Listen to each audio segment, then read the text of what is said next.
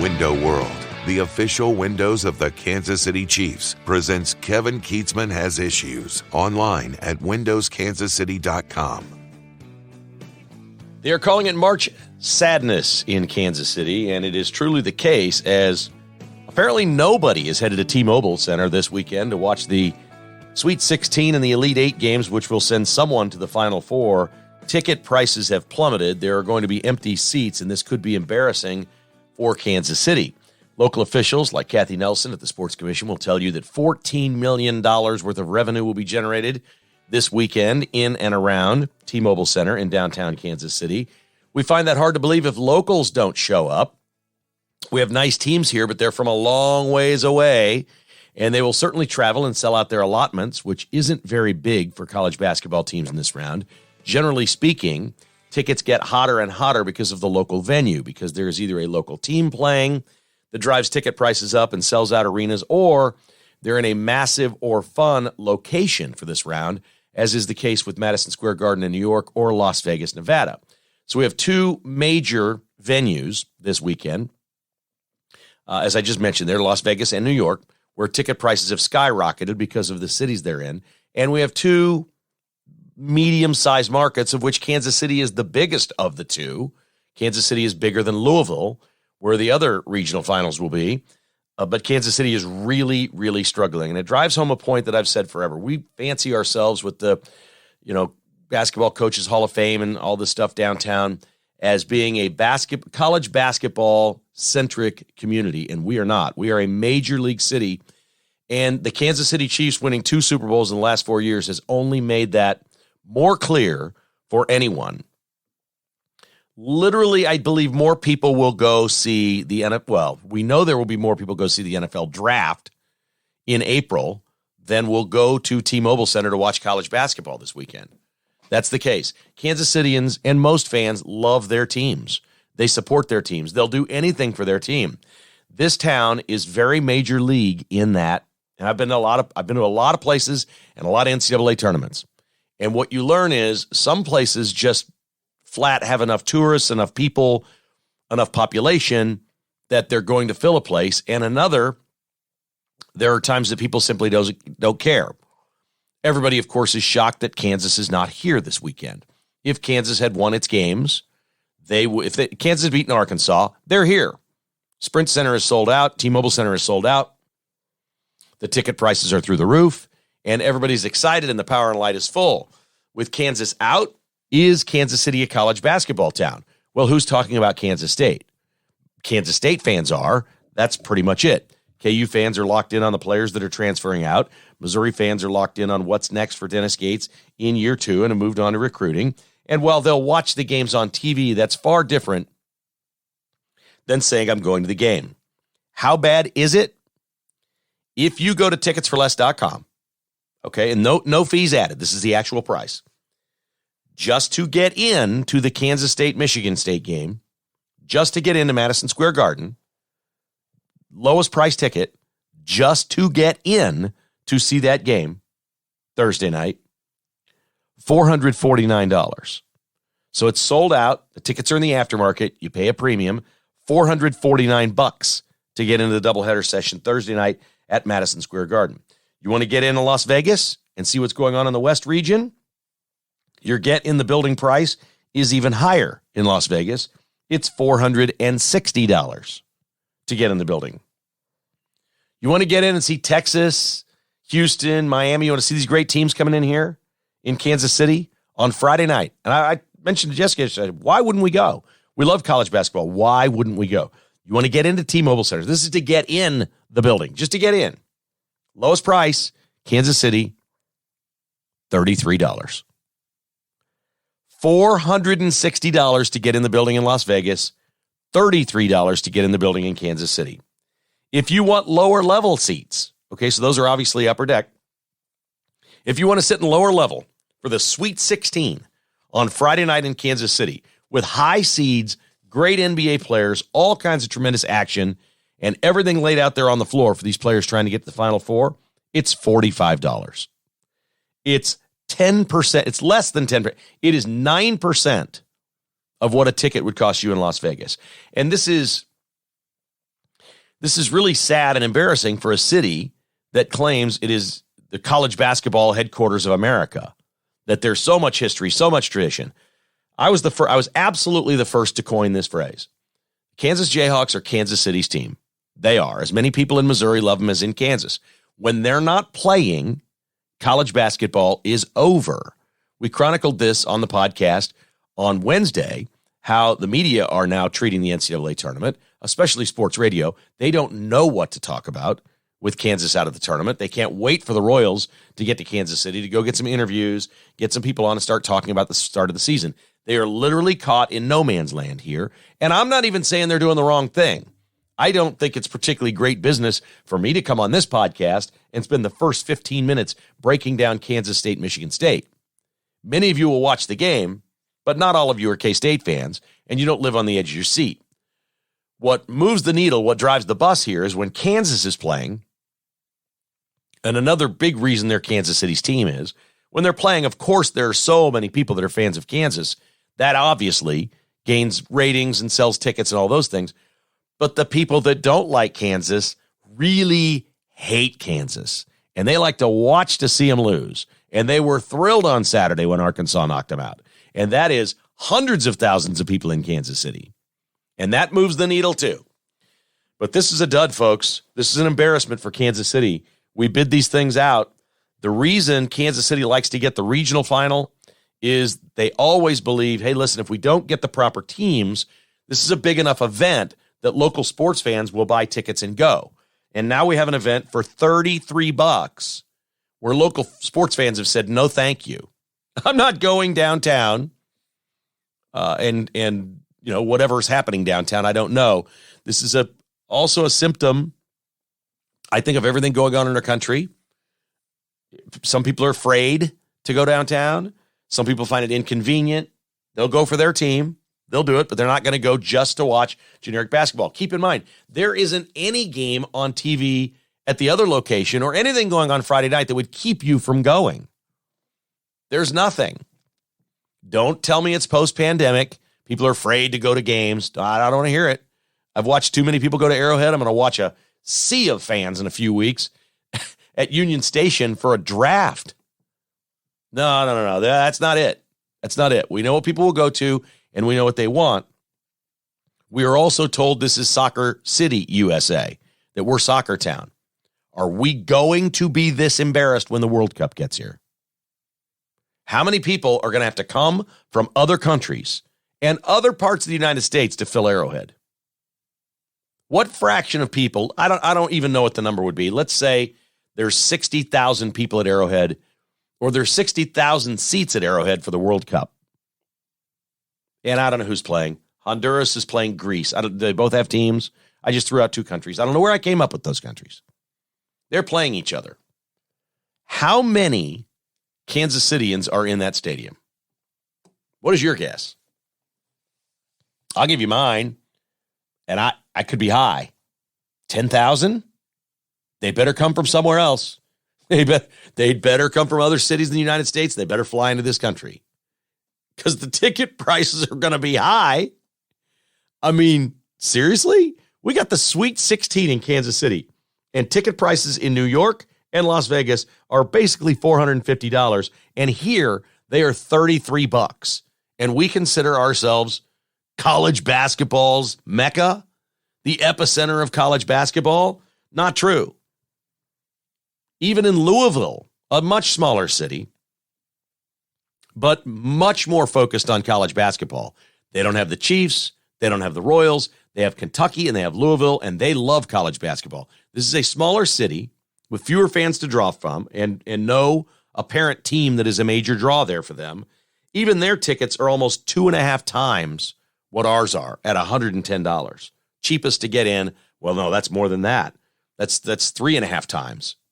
I'm looking at the lower level price of $45. The get-in price in Louisville is $110. Here it's $33. So it's 4.5 times, almost 4 times as much, 3.5 times as much as Kansas City just to get in the building. I'm embarrassed. I really am. I don't think people care. I don't sense that Here locally, the Kansas State-Michigan State game is going to get a big rating. I don't think people are going to be rushing home from work, KU and Missouri fans, to watch K-State at 5:25 on a Thursday afternoon play against Michigan State. And in a way, it's kind of sad. It is what it is. The tournament dies when KU is out. Let's just be honest. The tournament is over. For Kansas State fans, this is a glorious time. Should they win, and this baby is a coin toss. There's no other way to describe this game than a coin toss. Should they win, go on to the Elite Eight, maybe there's some media stories, some coverage, some momentum. Maybe a few Cat fans even get on airplanes and say, wow, I want to go see if they can win a game to get to the Final Four. K-State has sold out its allotment. They're there. I know people in New York that are at the game. They're there. It's not that they didn't buy their tickets. Each school bought up their allotment in New York, for crying out loud. It's Madison Square Garden. It's New York. So people go. But there's also, 40 million people within 90 minutes of that basketball arena? And they bought tickets, and they're wealthy, and they look for things to do. These are people that go blow $500 on a Broadway show and walk out and go, boy, that sucked. They're more than willing to buy tickets to basketball games and go check it out when it comes. Even if they're more NBA fans than college, they just like basketball, they'll do it. There is wealth, there are people, and it is sold out, and it's the same thing in Vegas. This tournament is weird, and I wonder what this means going forward. I think we should also look at the possibility. I've been a proponent of, in the Big 12, that the basketball tournament move around now that they're adding cities like Orlando, potentially Phoenix, Salt Lake City. There's some pretty cool cities coming in that people may want to travel to, especially in March. A tournament in Orlando would be a lot of fun, I would think. We might want to look at this again with the basketball fans. The reason it is here is not because of Kansas City. The reason it is here is because the Kansas Jayhawks are here, and they have sustained greatness forever.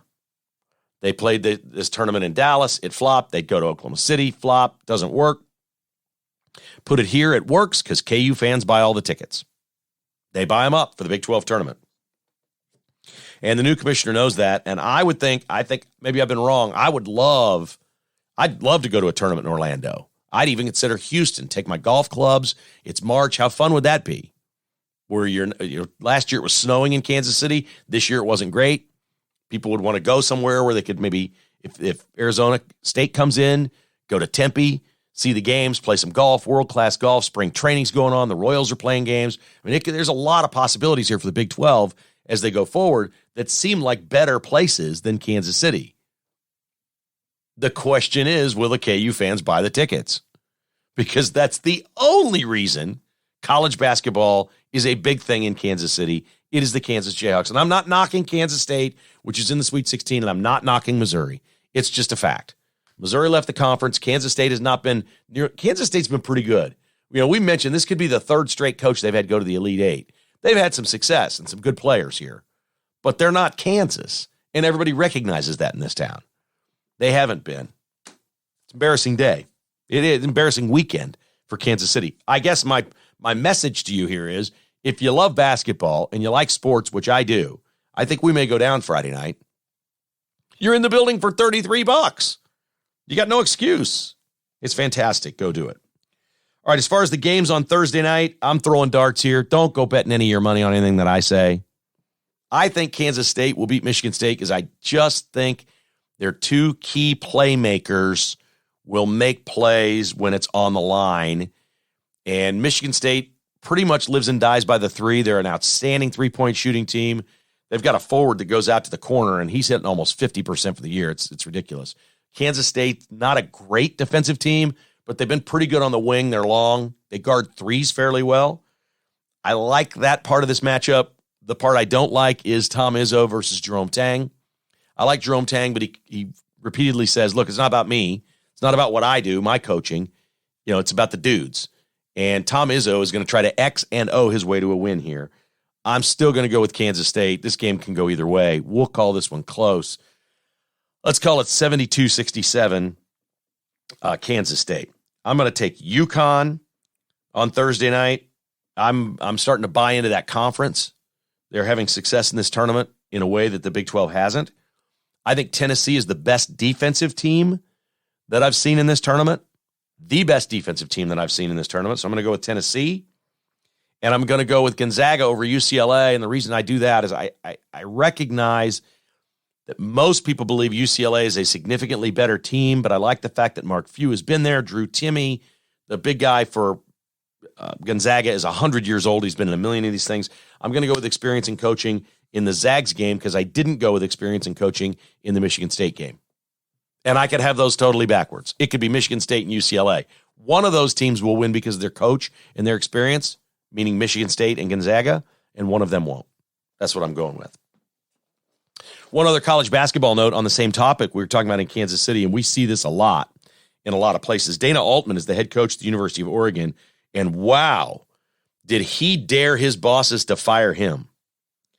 Oregon played Wisconsin in the NIT, and only 3,300 people showed up in Oregon to see the game. 3,300 for an NIT game against Wisconsin. Altman goes in there and says after the game, this is 3,300 people is embarrassing. If you need somebody to be a promoter, in other words, to sell tickets, do something about it. If it's me, get rid of me. Altman went on and said, I'm not on Twitter. I'm not out in the public. I'm a basketball coach. I will go coach junior college basketball and be perfectly happy. Do something for these kids. Promote this thing. If you need a promoter in here, get a promoter. I've won 20 games in a row, 20 games a year for 13 years in a row and been in the tournament every year. And now I got 3,300 people showing up. Altman was livid with the Oregon fan base and dared his bosses to fire him. I'm assuming if they fire him, there's a huge buyout and then he can go do whatever the heck he wants. Old school is Dana Altman. When you're sitting there saying, I'm not on Twitter, and you have a program like Kansas State in the Sweet 16 and Jerome Tang, who's, by the way, pregame video, song playing, clapping thing has gone viral. I don't know if you've seen this thing. There's one, these YouTube influencers. It's a guy's site. They have 60 million followers on YouTube and social media. And they did not a parody, a tribute clapping thing that K-State does before each game. This thing has gone viral. And it's because of Jareem Dowling, an assistant coach at Kansas State. This is how the game is played now. It is. It absolutely is. You got to be all over social, and you need to go viral, and the Wildcats have, and that's got to be great for their program. That's almost better than being on television. Well, it's better than being on television today. Now, their game last week was the second highest-rated game in the tournament. K-State, Kentucky was the second most-watched game so far in this NCAA tournament. But I think they're on TBS or whatever, TNT, today, so they're not going to get a huge number there. They're going to get more run this week on social media than they will on national television playing the game. Which you may or may not like that. It just is what it is. That's just where we are these days. All right, I want to thank our good friends at 360 Document Solutions for being a great sponsor of KKHI. You know all about 360 Document Solutions. Mark and his team. Man, if you've been hesitating, what are you waiting on? You run a business, or you manage an office, and you have copiers and printers and IT and mailing systems, phone systems, things like that, just make the call. Have him or one of his reps out to take a look at what you're doing and see if they can't save you some money. If they can save you money, you look good to your owner, or if you are the owner, you make more money. 360documentsolutions.com. Call Mark Lindquist, 913-745-5344. They've hired Mills, the coach from Oral Roberts at Wichita State. Mark is a big Wichita State fan, so I think they got their guy. That's the guy they wanted, and he is the new Shockers head coach. Dr. Jeremy Fry and his team at Fry Orthodontics are ready to give you that perfect smile for life, create confidence, which is what every teenager needs and every adult needs, to be honest. If you've been putting it off forever and have a crooked lower grill or a couple of teeth here or there, they'd love to work with you and give you that beautiful smile you've always wanted. It can cost less than you think, and Invisalign is the same price as braces. Your first appointment is free. It's a consultation, and they walk you through the process of what may be the procedure. It's fryorthodontics.com, and there are 13 locations. One has to be near you. Your smile is just the start. Amazing Garage Floors. My buddy Hutch was texting me the other day. We were talking about the new scuffs and people tripping at KCI, and he sent me a text. He said, yeah, we saw that contract when it went out for the flooring, and the people who did the flooring are like they haven't done much flooring apparently. And he's like, I don't think this is going to go well. Now that it's all botched and they're looking for a solution, He said, how do I get the bid? I'll redo those floors. Let's get some floors up there that won't scuff and people won't trip on at KCI. Amazing garage floors. I love his spirit, man. That's the veteran in him, man. That's the dude. All right, what does Jerome Tang say? You need dudes. John Hutchins is a dude now. You need a dude for your garage floor. Or if you want to do it for your basement walls, or there's all kinds of applications on concrete in your basement as well. AmazingGarageFloors.net, 913-901-7139. All right, we'll get back to some more sports headlines in a little bit, but let's move on to the serious news of the day today, and that is a hearing on Capitol Hill with the CEO of TikTok. They're pretty concerned that TikTok, everybody talks about sharing data, and this is the Chinese Communist Party, and they learn what they want. I feel like they get our data anyway. I feel like the whole world, if they want to find something out about me, can through my computer or my phone or whatever, and I don't think I need to be on TikTok to do that. But I'm also not worried about anybody learning anything about me. I don't have any secrets, so that's that. So I don't spend any time worrying about that. I like my privacy. I don't want China or people to see my stuff. I'm not getting on TikTok for that being one of the reasons. What I'm mostly concerned about is the gatekeeping of the content, which is what we saw in the last election. We saw what Mark Zuckerberg did with Facebook. We've watched the way these big tech companies try to manipulate outcomes of elections for their own good. We know that China would do the same thing. China is eroding our society. They are doing everything they possibly can to erode our society. They are poisoning young people's minds with stupid stuff. They are altering the news. We've now seen, and ChatGPT is the latest. This is artificial intelligence, where you ask it a question and a robot gives you the answer. And we've now seen videos and stories of Trump arrested, which has not happened at the time of the recording of this podcast. We've seen videos. They're all false. This is all generated by artificial intelligence. This is all Chinese Communist Party. This is all bad. I am not a censorship person. And I don't think we should censor things that are American.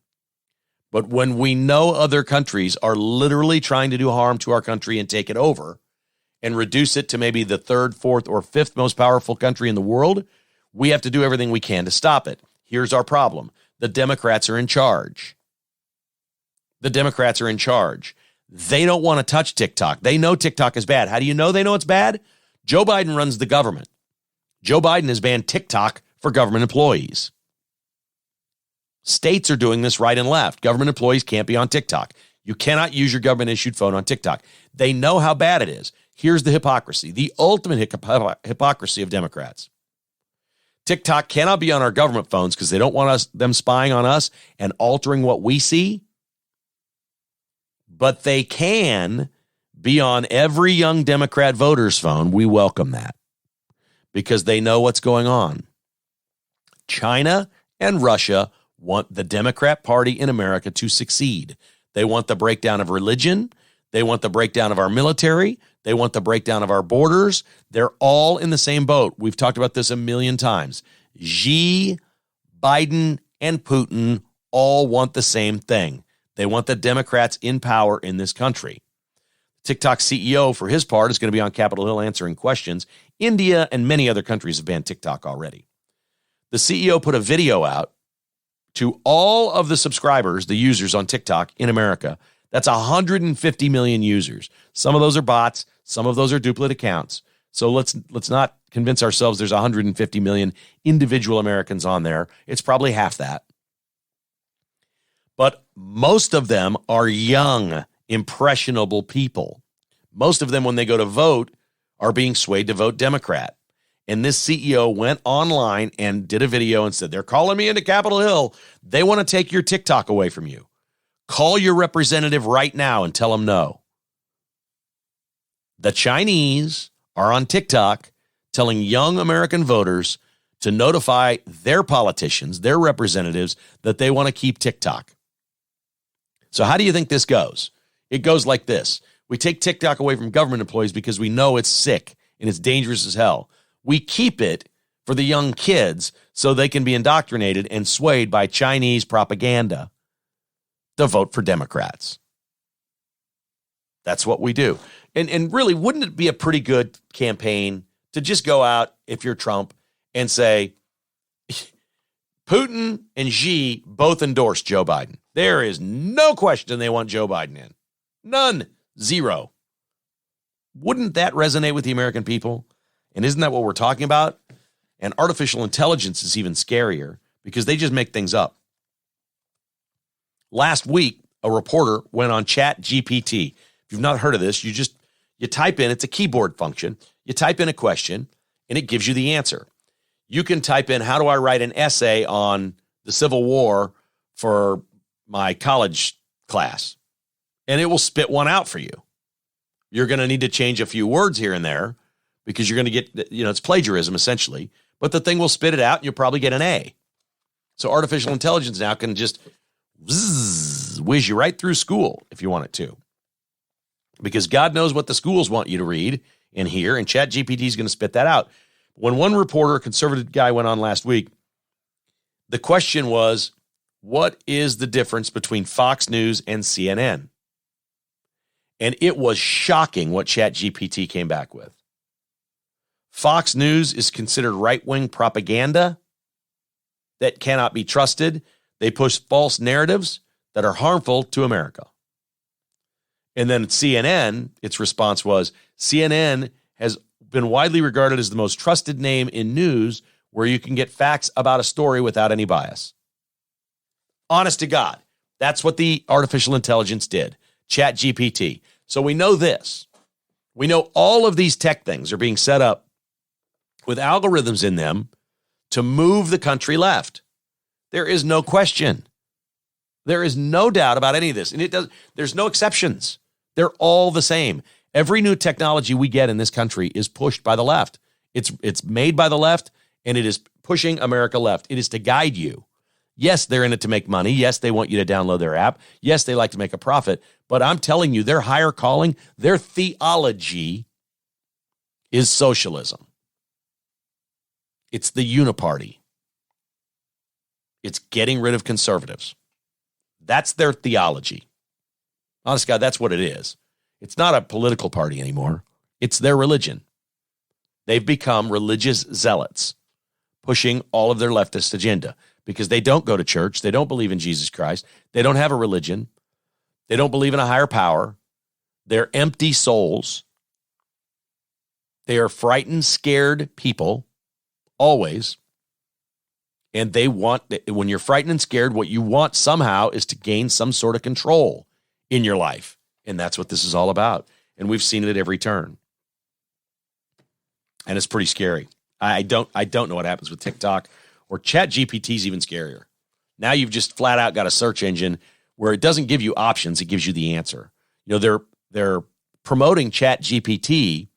Again, it's a robot, it's not a person. You type in a question. If you typed in Kevin Keatsman has issues on Google, a lot of different things will come up related to my name or whatever. You know, the website certainly comes up. It says I'm a podcaster. You may be able to find some other stories about. There's other things out there you'd see. There might be some different episodes. You have choices. When you type something in ChatGPT, and I haven't done this yet. I haven't gone on ChatGPT. I don't want them to be able to track me. So I'm not going to do it. When you ask something specific, it just gives you one answer. And most people who are on there that ask a question and get an answer will believe that answer no matter what the answer is. Was Donald Trump a good president? Imagine what that would look like. Then ask, was Barack Obama a good president? Imagine what that would look like. I mean, it's insanity. And we just keep it happening. Also on the political front, Kyrsten Sinema from Arizona has, she's no longer a Democrat. She's an independent because she's in Arizona and she's running for re-election in 18 months. And so she's a little worried about how that's going to go. She did an interview this week, and this is great. But don't believe it. This is election year crap. You didn't get this her first 2 years.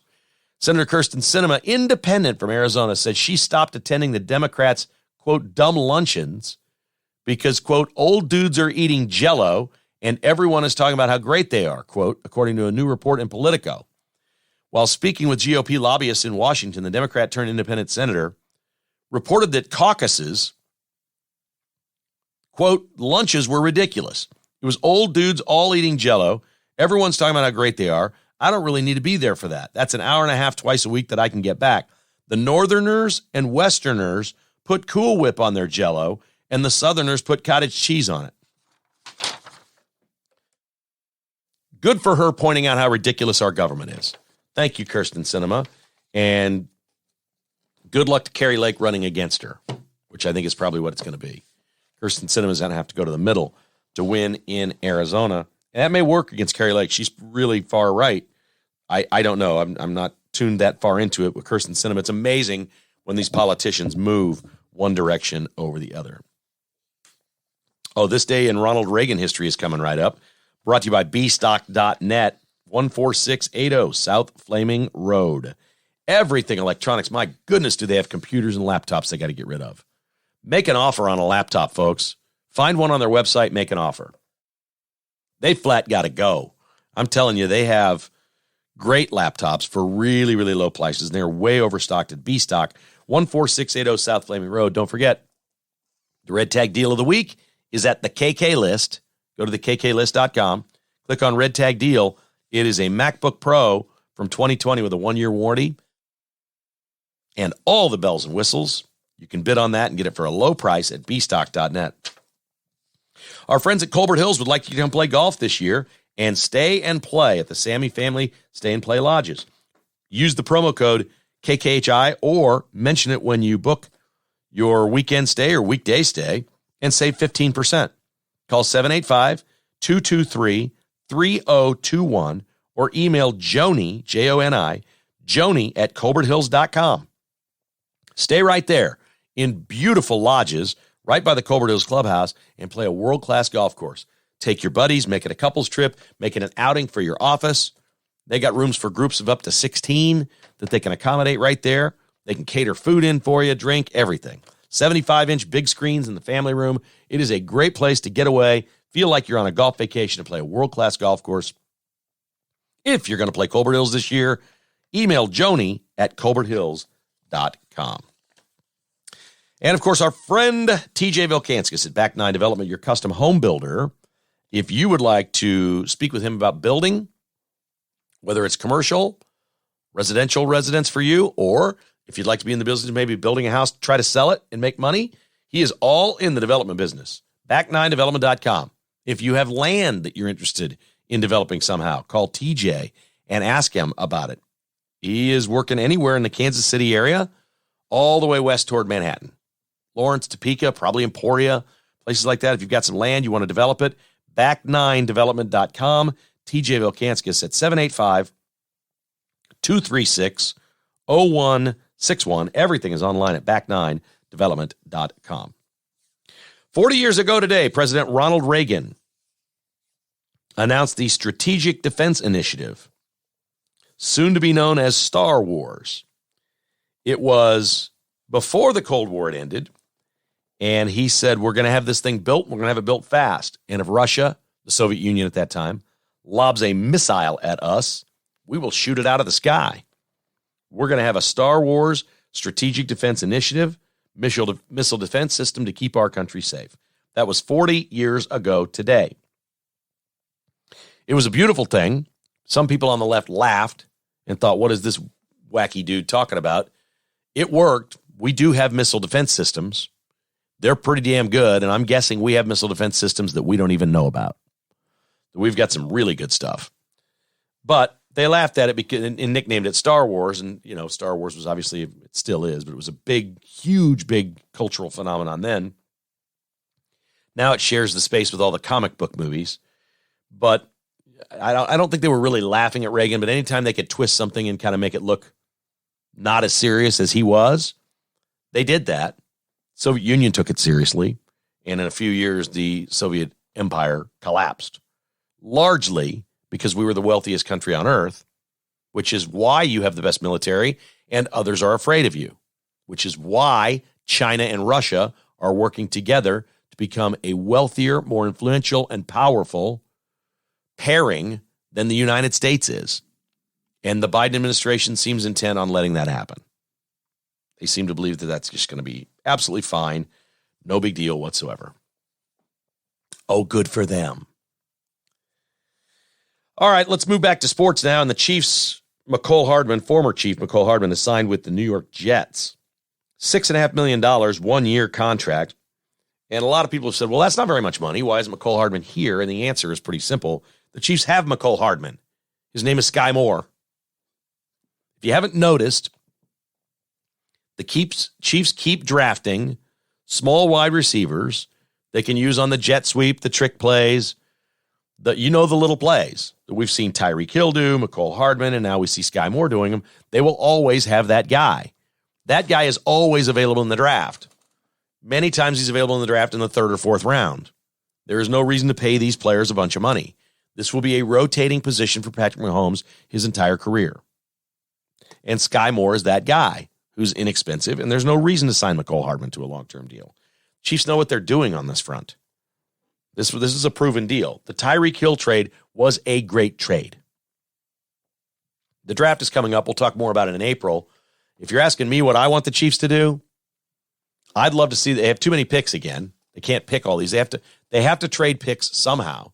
What I'd love to see them do is package them up. I'm looking at, the Chiefs are drafting last. But I'm looking at projections that Bijan Robinson, the running back out of Texas, is going at like 27 or 28. If the Chiefs could trade up 5 spots, is all in the 1st round, and get the running back Bijan Robinson, sign me up.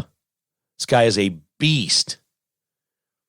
He's the guy that's been missing since Kareem Hunt was jettisoned out of Arrowhead Stadium. Bijan Robinson is a baller now. That would be an element to the offense that they don't have. Everybody's talking, wide receiver depth. Mahomes makes every wide receiver great. He makes them all great. What would truly be nice to have is just a total kick-ass running game that you can just pound people when you have to. I'd love that. That's what I would do. Chiefs are probably looking at a cornerback or a receiver. Hard to say. Maybe a defensive end. They've lost some pass rushing there. But, man, if there was a way to trade up just 3, 4, or 5 spots and get Bijan Robinson, I would love that. Travis Kelce and his brother Jason are coming to Kansas City. The draft is April 27th through 29th. So the night before at the Music Hall, Travis and Jason Kelce are going to do a podcast live at the Music Hall. Tickets are $49 and up. This will sell out, and it will sell out fast. It's going to go through Ticketmaster. And this will be a hotter ticket than the NCAA basketball tournament. As crazy as that sounds. But they will be there, and I think it'll probably be an awful lot of fun. That sounds fun. They are now the #1 sports podcast in America. New heights. With Travis and Jason Kelce. It's just cool. It's fun. It's cool. They cuss. They tell stories. They say things. It's just cool. It's what works. It's not me. I'm not going that direction. My time is behind me. The way I broadcast is the way I broadcast. But I've got still do. But as I was coming up, I had immense respect for the older broadcasters that I met. Some of them I would talk to for hours. One that I particularly enjoyed talking with, and you may remember, was Jay Randolph. Everywhere I'd go with the Missouri Tigers on the road to the NCAA tournament, Jay Randolph was there covering for a local TV station in St. Louis. And I love talking to that man. My mentors here were Frank Bowl, who hired me, Jack Harry, but to a certain extent, Don Fortune, because I never worked with Don, but I grew up watching him. I had great respect for his work. I loved his opinions. I love the fact that he wasn't just reading you sports news. He had something to say. Jack Harry was that way. Frank Bowl, to a lesser extent. Frank was just a very likable and popular anchor, and he broke a lot of stories. He was really good at that and liked hiring people that would help him break stories. That was his forte. But he's just not naturally as opinionated as like I am. So I always looked up to these guys. And now that I'm a little bit older, I look behind me to the younger broadcasters, and I kind of feel bad about the ones younger than me that are following in the trail of where I was. Like sports radio, I think, is dying. I think AM sports radio, we see it. People are listening to podcasts. They're doing all kinds of other things. And young people listen to stuff with no FCC regulations. We had regulations. You can't say this word. You can't say that. You got all these different things that you can't violate because we were in the public airspace. Well, the internet's public space too, but it's not regulated in any way like that. It just isn't. So Joe Rogan goes on and has Elon Musk on, and they sit there and get high together. They smoke pot and they curse all day, and people love that. It's not me. I don't want to be that. I'm not going to try to change and, get younger listeners and try to appeal to them. When Travis and Jason Kelce do their podcast, they're just cool dudes in their 30s with millions of dollars talking about real stuff. And what's interesting about them is Jason is married and has a completely different lifestyle than Travis, who's out there just living it, man. Just going wild with all his millions and women and things that he does. And they're both just big, type A, bold personalities. So it's no wonder it's such a popular podcast. This thing is going to be a hot ticket in Kansas City. It is April 26th at the Music Hall. Travis and Jason Kelce's New Heights podcast live. That'll be really interesting to go see. Hey, thanks to my friends Mike Robinson and Tim Trader at Roberts Robinson, Chevrolet Buick GMC in Excelsior Springs. Longtime sponsors of the podcast. Appreciate them. If you're looking for a GM product, please give them a chance to earn your business. They'd just love the opportunity to earn your business. It's easy. Just call Tim at 816-826-1563 and say, here's what I'm looking for. Can you find it for me and get it for me? Then they'll give you the lifetime warranty on it free, which nobody else does. RobertsRobinson.com. And the Finch Knife Company, so much respect for Spencer and Steve out of Finch Knife Co. They're in their second act. They sold their first company, and they, a few years ago, said their passion is pocket knives. They love them. They both love pocket knives. So let's start a pocket knife brand. And they have, and these are award-winning pocket knives now. They're collectibles. They're just gorgeous. The new Hatfield collection is out. You should check it out. It's really cool. FinchKnifeCo.com, or go to Shields in Overland Park or the Bullet Hole. They've got them in the cases there where you can take a look at them in person. Finch Knife Co. Keep life from getting dull with a new pocket knife from Finch Knife Company. FinchKnifeCo.com. Love that. Really, really good stuff. Appreciate you listening. Thank you for telling your friends about hitting that like or follow button. Don't forget, if you'd like to subscribe and become a patron, we'd love to have you on board. Between the Lines 2.0 will be out on Thursday. Danny will join us. We'll talk a little college basketball and some golf and more. We do that every week with him. Generally speaking, there's 3 patron podcasts and a newsletter each week. If you'd like a little more content, go sign up at kkhasissues.com. Click on the button that says Become a Patron. We'd love to have you be a patron at Kevin Keatsman Has Issues.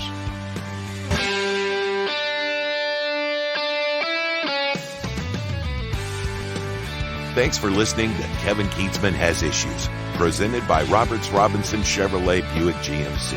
To get exclusive patrons-only podcasts, receive a weekly newsletter, and attend in-person patrons-only parties, visit kkhasissues.com and become a patron today. This has been a production of Crooked Tail Media Incorporated.